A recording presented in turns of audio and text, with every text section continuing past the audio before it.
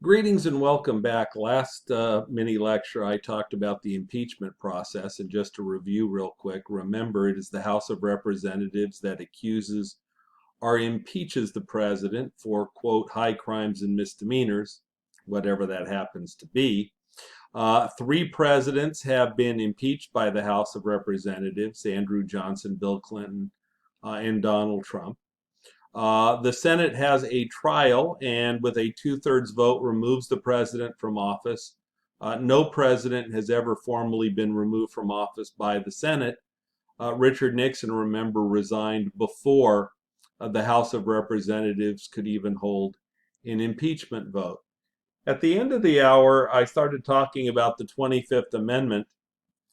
The 25th Amendment was passed in 1967, and it was passed primarily with the idea that the country should always have both a president and a vice president. Several presidents have died in office, although, thank goodness, none since the assassination of President Kennedy more than half a century ago. So if there is a presidential or vice presidential vacancy, probably due to death, but could be due to a resignation or removal, the president nominates a new vice president who must be confirmed by both, and underline in your notes, both houses of Congress, not either house, both. Now, there is a mechanism I did not talk about last time. There is also a mechanism that allows a vice president to temporarily take over the president's duties if he or she were to become disabled. The best example of this was in the 1980s when Ronald Reagan was president. Reagan had cancer of the colon. It was pretty extensive. The doctors told Reagan that we're going to have to go in. It's going to be very extensive. And so Reagan signed the paperwork to allow his vice president, George Bush Sr., to be acting president while he was in pre-op, having surgery, and then in recovery.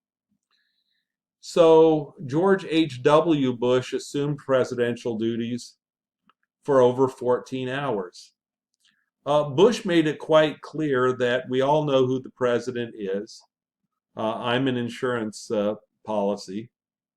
My intention is to do absolutely nothing and only act if there's an emergency. And thank goodness there were no emergencies.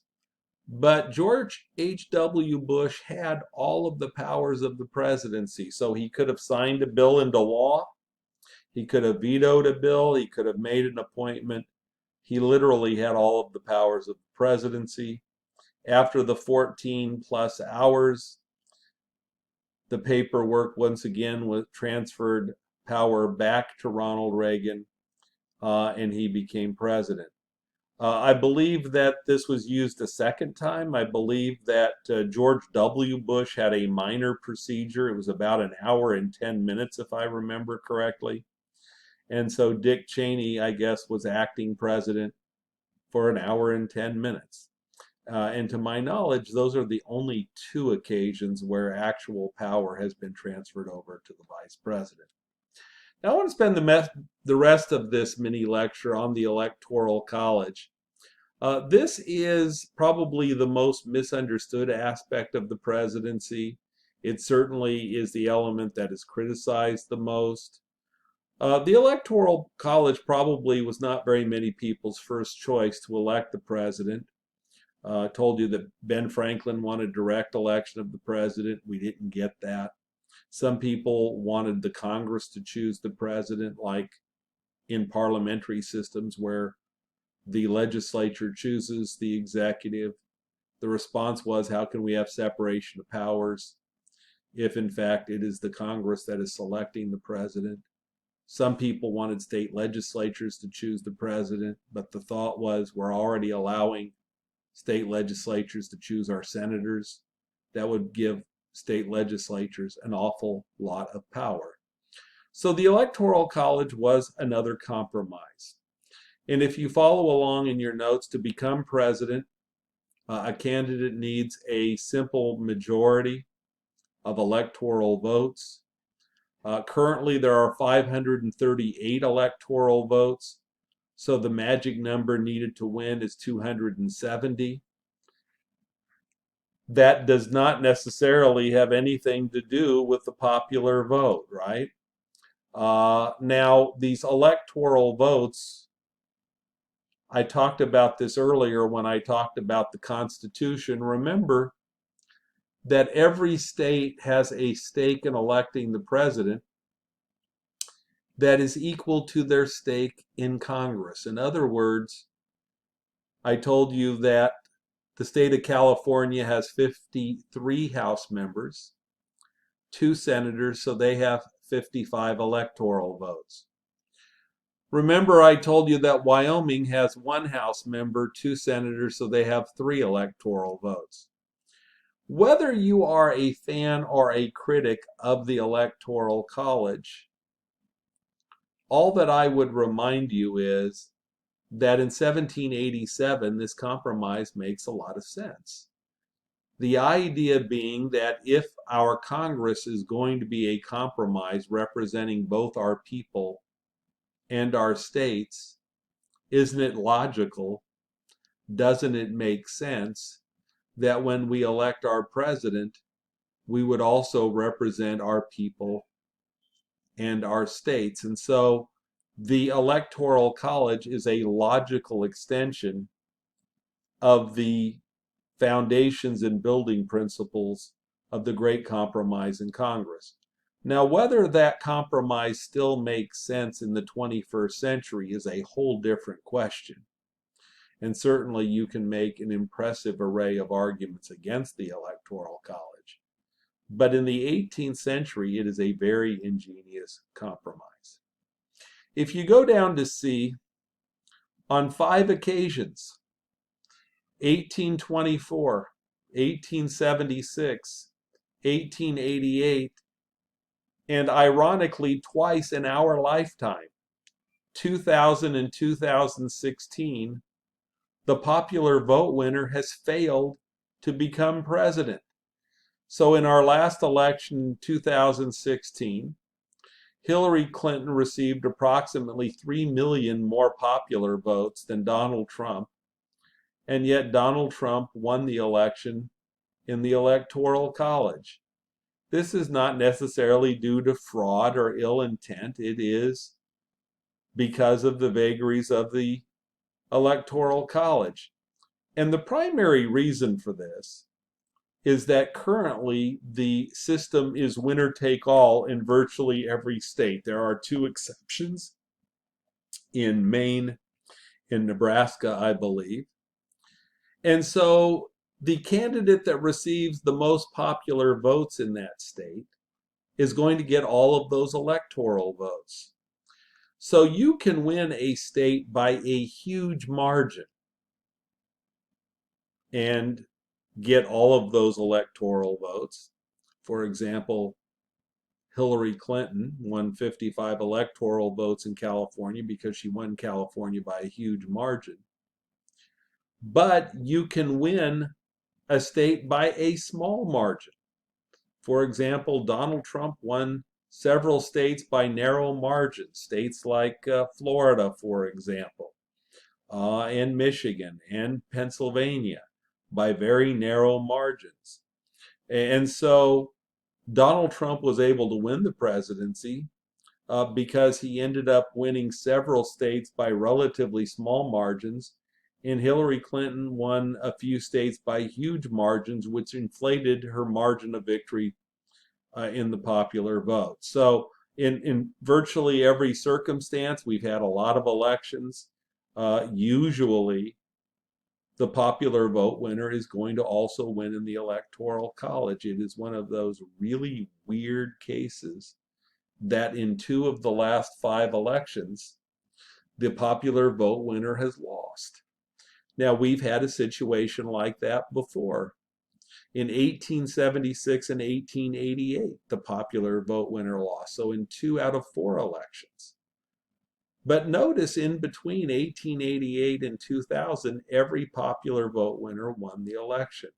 So when you hear people saying that the popular vote winner is going to continue to lose a lot of these elections, there's no way to know that. If I were to guess, I probably will not see another popular vote winner lose the presidency in my lifetime. If I had to pick a number, I would pick the number 0.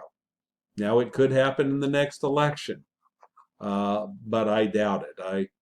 I read a very interesting statistical analysis of presidential elections, and the statistician tried to uh, input the popular vote margin that Hillary Clinton beat Donald Trump by to see how many scenarios Trump could win with, and I forgot the exact number, but it was something crazy. It was like nearly the 11,000th attempt. So the election in 2016 was really, really, really a strange election in more ways than one.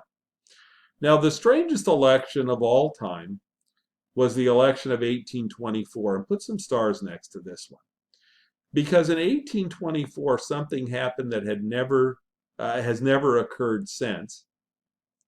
The popular vote leader and the electoral college leader lost the election. So in 1824, there were 26 states. There were 261 electoral votes possible. So the magic number that was needed in that election to win was 131. If you follow along in your written notes, Adams had 99, in this case John Quincy Adams, had 99 electoral votes. Uh-oh, I have Adams twice there. Scratch out the second Adams. That should be Andrew Jackson. That's an error in your notes. So John Quincy Adams had 99 electoral votes. Scratch out the other Adams. That should be Andrew Jackson. Oh God, I've screwed this whole thing up. Go back. It is Andrew Jackson that had 99 electoral votes. And I have it in my notes. Adams had 99 and then Adams had 84. No, that's not right. Jackson had 99 electoral votes. John Quincy Adams had 84. Crawford had 41 and Clay had 37. In the popular vote, it was even more lopsided. I don't have that in your notes. I don't have it in my notes. I forgot the exact number, but Andrew Jackson had over 155,000 popular votes, and John Quincy Adams only had 105,000. That is a pretty big disparity between number 1 and number 2. But there was no winner in the Electoral College. Remember, you need a majority of electoral votes to win. And in this particular case, no one got the magic 131 to win. And so the Constitution has what's called a contingency election. And a contingency election is one in which if no candidate receives a majority of electoral votes, the House of Representatives has to select the winner. So if I ask you about the 1824 election, that was the last election where the House of Representatives had to select the winner. And in that particular case, and it's a very complex story, it goes well beyond this course, but all of the other candidates disliked Andrew Jackson, and essentially everyone else backed John Quincy Adams. John Quincy Adams got the 14 states that were necessary to win the election. And so what a strange election in 1824. Andrew Jackson had more popular votes than John Quincy Adams. Andrew Jackson had more electoral votes than John Quincy Adams. But because no one had a majority in the Electoral College, the House of Representatives selected the winner, and in a contingency election, every state only gets one vote. It doesn't matter if you're a huge state like California with 40 million people, you'd get one vote. It doesn't matter if you're a tiny state like Wyoming that only has a little over 500,000 people, you would only get one vote. We haven't had, well, I guess we've had a couple of close calls since, but for this to occur, something really strange would have to happen, like a very popular third party candidate. In the next lecture, roles of the president.